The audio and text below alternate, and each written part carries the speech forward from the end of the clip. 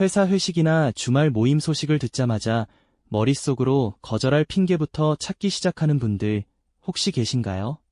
오늘 좀 피곤해서 갑자기 일이 생겨서 같은 말을 내뱉으면서도 속으로는 그냥 혼자 있고 싶은 건데 이게 그렇게 잘못된 건가 싶어 마음 한구석이 무거웠던 적이 있으실 겁니다. 많은 사람이 이런 성향을 두고 우울증이 있는 건 아닌지 혹은 사회 불안증이나 대인 기피증이 있는 건 아닌지 걱정 어린 시선을 보내곤 하죠. 하지만 오늘 제가 들려드릴 이야기는 그 반대입니다. 심리학자들은 오랜 연구 끝에 우리가 그동안 혼자 있기를 좋아하는 사람들에 대해 완전히 오해하고 있었다는 사실을 밝혀냈거든요. 우선 우리가 꼭 짚고 넘어가야 할 아주 중요한 차이가 하나 있습니다. 바로 외로움과 홀로있음의 차이입니다. 외로움은 타인과의 연결이 끊겨서 느끼는 고통이자 상처이지만 스스로 선택한 홀로있음은 어쩌면 인간이 가질 수 있는 가장 강력한 초능력일지도 모릅니다. 사실 수십 년 동안 심리학계에서도 혼자 있는 것을 즐기는 사람들을 그리 긍정적으로 보지는 않았습니다. 내향적인 사람, 외톨이, 심지어는 반사회적인 사람이라는 틀에 가두고 우려 섞인 시선으로 바라봤죠. 마치 혼자 있기를 고집하는 사람은 정서적으로 결핍되어 있거나 언제든 사회에 적응하지 못하고 문제를 일으킬 수 있는 시한폭탄처럼 여겨지기도 했습니다. 그런데 2016년 미국 버팔로 대학교의 심리학 연구팀이 이전에는 아무도 던지지 않았던 아주 단순하고도 본질적인 질문을 하나 던졌습니다.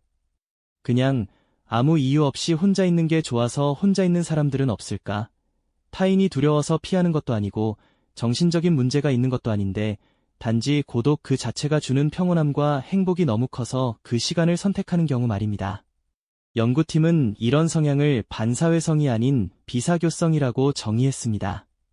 여러분, 반사회성과 비사교성은 완전히 다른 개념입니다.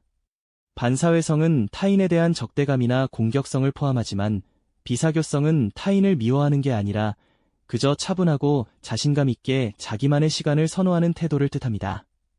그리고 이 비사교적인 사람들을 추적 조사해보니 정말 놀라운 반전이 드러났습니다.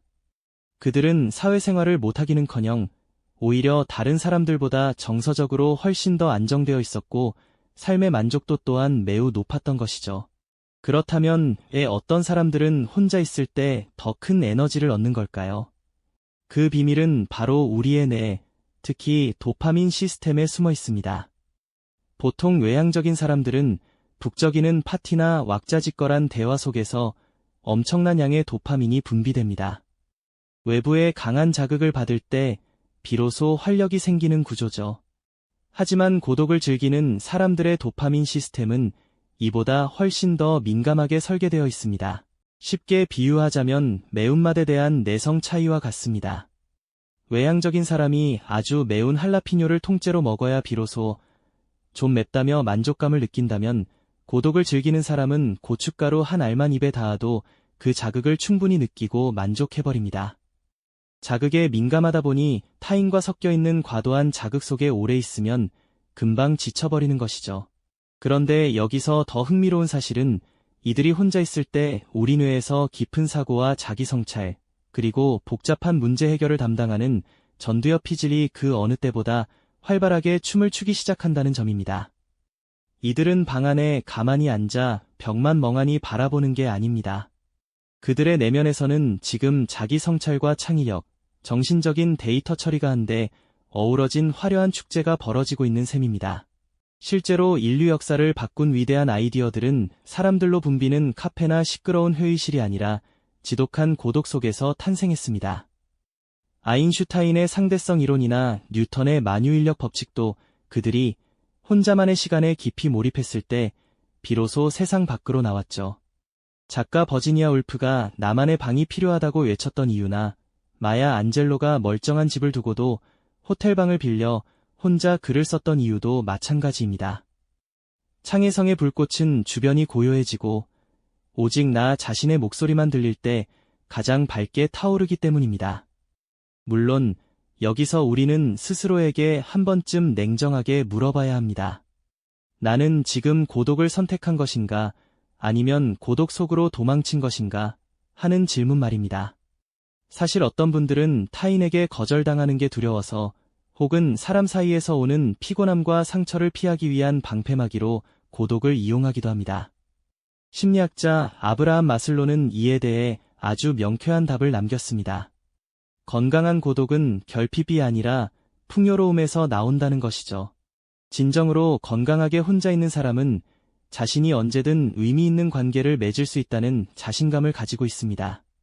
사람을 피해서 도망가는 게 아니라 더 나은 나를 만나기 위해 자기 자신을 향해 걸어 들어가는 것이죠. 만약 여러분이 혼자 있는 이유가 재충전, 창조, 깊은 생각 때문이라면 여러분은 아주 건강한 상태입니다. 하지만 그 이유가 단순히 안전하고 덜 고통스러워서라면 그것은 고독이 아니라 방어기제일 수도 있습니다. 그럴 때는 용기를 내어 누군가와 마음을 나누어 보는 과정이 필요할지도 모릅니다.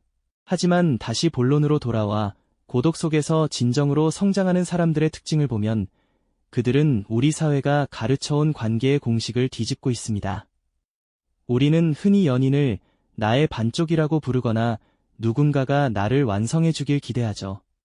마치 우리는 반쪽짜리 레고 조각처럼 태어나서 필사적으로 나머지 짝을 찾아야만 온전해진다고 믿습니다. 하지만 고독을 즐길 줄 아는 사람들은 나는 이미 그 자체로 완벽한 존재다 라고 말합니다. 이건 오만함이 아닙니다. 아주 깊은 수준의 자기 인식이죠. 벨라 데팔로 박사의 연구에 따르면 혼자만의 시간을 잘 보내는 사람들은 오히려 주변 친구나 가족과 더 깊고 건강한 유대감을 맺는 경우가 많다고 합니다. 한 사람에게 모든 것을 의존하고 집착하는 게 아니라 스스로 에너지를 채운 뒤에 사람들을 만나기 때문입니다.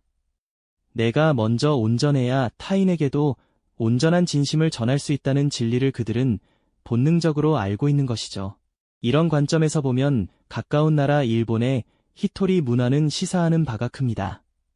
혼자 밥을 먹고 혼자 영화를 보고 심지어 혼자 노래방에 가서 노래를 부르는 것이 전혀 어색하지 않은 문화죠. 1인용 좌석이 마련된 식당이나 노래방은 단순히 편의시설이 아니라 개인이 혼자만의 시간을 가질 권리를 존중하는 사회적 약속과도 같습니다. 반면 우리는 여전히 혼자 밥 먹는 사람을 보며 무슨 일 있나 하고 걱정하곤 합니다. 하지만 이제는 인식을 바꿀 때가 되었습니다. 혼자 있는 시간은 사회적 실패의 증거가 아니라 오히려 고도의 사회적 지능과 자기 조절 능력을 갖췄다는 증거가 될 수 있습니다. 세상에는 끊임없는 자극 없이도 깊이 생각할 줄 아는 사람들, 관계와 의존의 차이를 명확히 아는 사람들이 반드시 필요합니다. 모두가 스마트폰 알림에 즉각 반응하고 24시간 연결되어 있어야 한다는 압박을 느끼는 현대사회에서 스스로 연결을 끊고 고독을 선택하는 것은 가장 용기 있고 반문화적인 행동일지도 모릅니다. 그러니 여러분, 누군가 여러분에게 왜 그렇게 혼자 있는 걸 좋아해? 성격에 문제 있는 거 아니야? 라고 묻는다면 당당해지셔도 됩니다. 여러분의 뇌는 고독 속에서 회복되도록 설계되어 있고 그 시간을 통해 더 창의적이고 단단한 사람이 되어가고 있는 중이니까요. 굳이 길게 설명하기 귀찮다면 그냥 미소 지으며 이렇게 말씀해보세요. 제가 저 자신이랑 노는 걸 제일 좋아해서요. 이 말 한마디면 대부분의 불필요한 참견은 멈추게 될 겁니다. 그리고 실제로 그게 진실이기도 하죠. 자신을 사랑하는 법을 아는 사람만이 진정한 고독의 가치를 누릴 수 있으니까요. 오늘 이 이야기가 여러분이 그동안 느껴왔던 이유 모를 죄책감을 덜어내고 혼자만의 시간을 더 소중히 여기는 계기가 되었기를 바랍니다. 당신은 이상한 게 아니라 남들보다 조금 더 깊고 섬세한 내면의 세계를 가진 것뿐입니다.